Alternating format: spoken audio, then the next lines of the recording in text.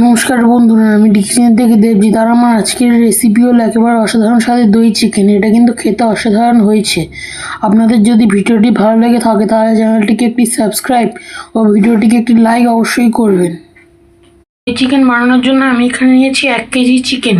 এবার এটাকে ম্যারিনেট করার জন্য আমি এখানে দিচ্ছি পরিমাণ মতো লবণ, দিচ্ছি 2 চামচ পরিমাণে আদা রসুন বাটা।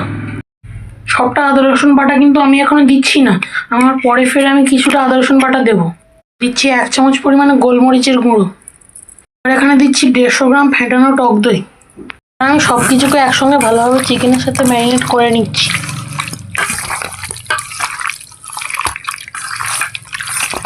দেখুন আমাদের চিকেনটা কিন্তু ম্যারিনেট করা হয়ে গিয়েছে। এবার আমি এটাকে রেস্টে রেখে দিচ্ছি 20 মিনিটের জন্য।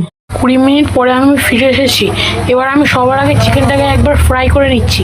চিকেনটা ফ্রাই করার জন্য গ্যাসে একটা কড়া বসিয়ে নিয়েছি। এবার আমি এখানে দিচ্ছি বেশ খানিকটা পরিমাণে সাদা তেল। এবার আমি তেলটাকে গরম হতে দেবো। তেলটা গরম হয়ে গিয়েছে। এবার আমি এক এক করে চিকেনের পিসগুলো এখানে দিয়ে দিচ্ছি। প্রথম ব্যাচের চিকেনগুলো আমি এখানে দিয়ে দিয়েছি। এবার আমি চিকেনগুলোকে ভালোভাবে উল্টে পাল্টে ভেজে নিচ্ছি।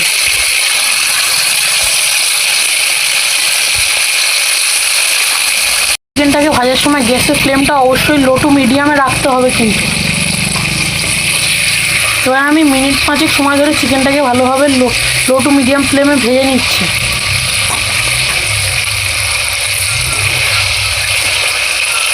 চিকেনগুলো কিন্তু ভাজা হয়ে গিয়েছে। এবার আমি চিকেনগুলো তুলে নিচ্ছি। এরকমভাবে আমি সমস্ত চিকেনগুলোকে ভেজে নিচ্ছি।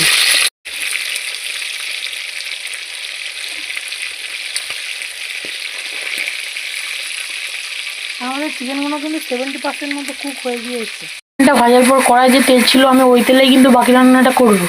এবারেতে আমি ফোড়নের জন্য দিচ্ছি 2টো শুকনো লঙ্কা, 2 টুকরো দারচিনি, 5টা এলাচ, 5টা লবঙ্গ আর 5টা গোলমরিচ। এবার আমি ফোড়নটাকে 10 থেকে 15 সেকেন্ড ভেজে নিচ্ছি। আর 1 চামচ পরিমাণে দিচ্ছি চিনি। এটার ফলে তরকারিতে খুব সুন্দর একটা কালার হবে। দিচ্ছি এখানে মিহি করে কুচনো পেঁয়াজ। এখানে আমি 3টে বড় সাইজের পেঁয়াজকে ভালোভাবে কুচিয়ে দিয়ে দিচ্ছি।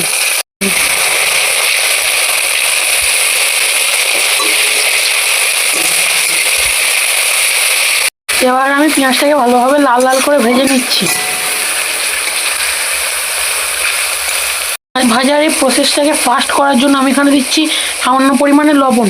লবণটা কিন্তু আপনারা স্বাদ অনুযায়ী দেবেন, যেহেতু আগে থেকে লবণ দেওয়া ছিল।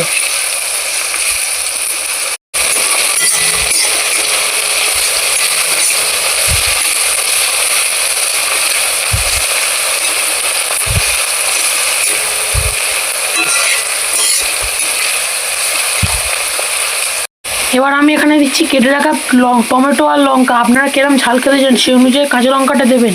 আর আমি এখানে 2টো মাঝারি সাইজের টমেটো ব্যবহার করেছি। টমেটো আর কাঁচা লঙ্কাটা দেওয়ার পর আমি এটাকেও ভালোভাবে ভেজে নিচ্ছি।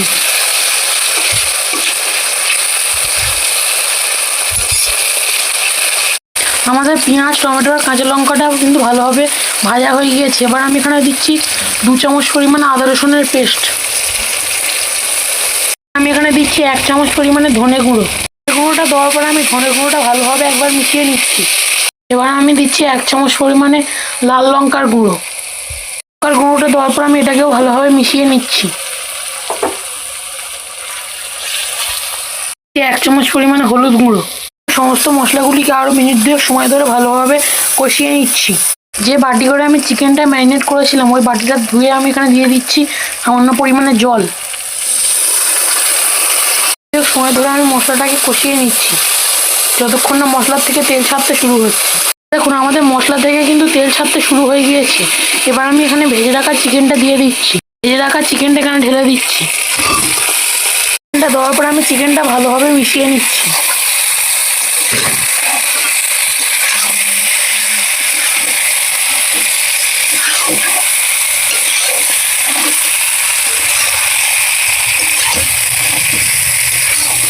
এবার আমি চিকেনটাকে আরও মিনিট 5 সময় ধরে কষিয়ে নিচ্ছি। এবার আমি এখানে দিচ্ছি পরিমাণ মতো জল। আপনারা কিরম গ্রেভি খেতে চান সে অনুযায়ী জলটা দেবেন কি। এবার আমি চিকেনটাকে সমান করে দিয়েছি। এবার আমি এটাকে ঢাকা দিয়ে ফুটতে দেবো মিনিট 10 সময়ের জন্য। আমাদের দই চিকেন কিন্তু কমপ্লিট হয়ে গিয়েছে। এবার আমি এটাকে নামিয়ে নেব। আমি এখানে দিচ্ছি 1 চামচ পরিমাণে গরম মশলার গুঁড়ো। দিচ্ছি 1 চামচ পরিমাণে ড্রাই রোস্ট করা মেথি। আপনারা চাইলে কিন্তু মেথির পরিবর্তে ধনিয়া পাতাও ব্যবহার করতে পারেন। মেথি আর গরম মশলাটা দেওয়ার পর আমি এটা একবার ভালোভাবে মিশিয়ে নিচ্ছি, তারপরে আমি এটাকে নামিয়ে নিচ্ছি। এ দেখুন বন্ধুরা, তৈরি হয়ে গিয়েছে আমাদের অসাধারণ স্বাদের দই চিকেন। এটা কিন্তু খেতে অসাধারণ হয়েছে। আপনাদের যদি ভিডিওটি ভালো লেগে থাকে তাহলে চ্যানেলটিকে একটি সাবস্ক্রাইব ও ভিডিওটিকে একটি লাইক অবশ্যই